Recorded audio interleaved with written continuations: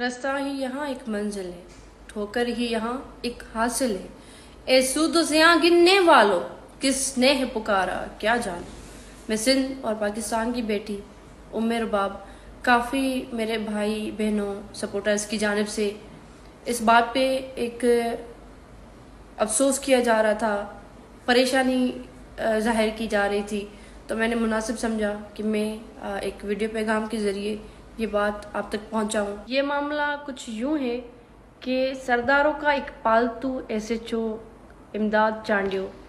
जो कि जिसको एक इबरत हासिल करनी चाहिए थी करीम चांडियो के वाक़े के बाद, पर सिंध पुलिस का जो हमेशा किरदार रहा है, मैं कहती हूँ 5 उंगलियां बराबर नहीं है, पर काफ़ी ज़्यादातर